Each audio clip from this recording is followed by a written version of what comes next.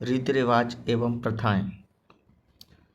समाज में व्याप्त अच्छाइयाँ रिवाज कहलाती हैं, जबकि वर्तमान समाज में अप्रासंगिक रिवाज प्रथाएं कहलाती हैं। रिवाज वो चीज़ हैं जो आज भी प्रासंगिक हैं, उनको हम रिवाज कहते हैं, जबकि ऐसी परंपराएं जो आज भी चल रही हैं लेकिन प्रासंगिक नहीं हैं, उनको हम प्रथाएं कहते हैं। कहने का सीधा मतलब है प्रथाएं जो होती हैं वो गलत हैं, रिवाज जो है वो समाज के लिए ज़रूरी है। अब पहली पढ़ते हैं जन्म से संबंधित जो रिवाज राजस्थान में प्रचलित हैं उनके बारे में। जीवन गुटी। जीवन गुटी क्या होता है? बालक के जन्म लेते ही उसे पिलाया जाने वाला तरल पदार्थ। बालक के जन्म लेते ही उसे पिलाया जाने वाला तरल पदार्थ जीवन गुटी प्रथा कहलाता है, रिवाज कहलाता है। सॉरी, क्योंकि हम क्या पढ़ रहे हैं? रिवाज पढ़ रहे हैं। बालक या बालिका के जन्म पर उसे सबसे पहले तरल पदार्थ ही पिलाया जाता है, उसे जीवन गुटी कहते हैं। और यह जो जीवन गुटी होती है वो कोई परिचित व्यक्ति ही नवजात शिशु को पिलाता है। ऐसी मान्यता है कि जो इस गुटी को पिलाता है, जीवन गुटी को, वह उसी के जो प्रभाव है, लक्षण हैं, वह उस नवजात शिशु पर पड़ते हैं।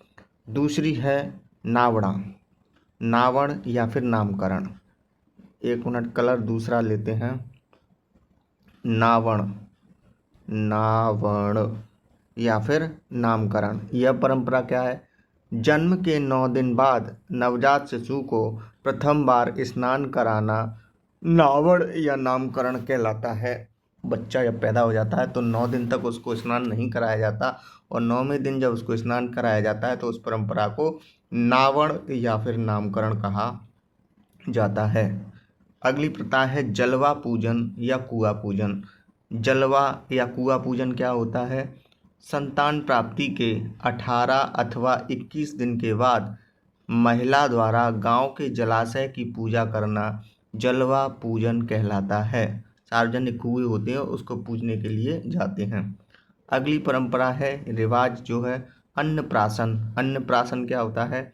बालक या बालिका के जन्म के 6 महीने बाद पहली बार सूर्य के दर्शन करवाकर उसे अन्न ग्रहण कराया जाता है, उसे अन्नप्राशन कहते हैं। पहली बार सॉलिड फूड दिया जाता है, कहने का मतलब ये है। अगला है जडूला या चूड़ा कर्म। जडूला, जडूला भी बोलते हैं हमारे यहाँ, पूर्वी राजस्थान में इसको जडूला बोलते हैं। इसका दूसरा नाम मिलता है चूड़ा कर्म। चूड़ा कर्म, यह क्या परंपरा है इसके बारे में पढ़ते हैं। तो जडूला या चूड़ा कर्म क्या है? जन्म के बाद अपने इष्ट देवता के सामने पहली बार बच्चे का मुंडन कराना जडूला या चूड़ा कर्म कहलाता है। मुंडन कराने ले जाते हैं, उसको ही हम क्या बोलते हैं? जडूला कहते हैं। दसोटन, जिसको हम छचूक भी कहते हैं, छचूक। दसोटन या छचूक क्या है? तो बालक के जन्म की खुशी में दादाजी की तरफ से, याद रखना इसमें स्पेशल है, दादाजी की तरफ से भोजन दिया जाता है, यानी जो जौनार दी जाती है, यानी जो भोजन कराया जाता है आसपास के लोगों को, उसको हम दसोटन या छूचक कहते हैं। दसोटन या छूचक जो कौन देता है? वह दादाजी देते हैं। बच्चे के दादाजी के द्वारा भोजन दिया जाता है।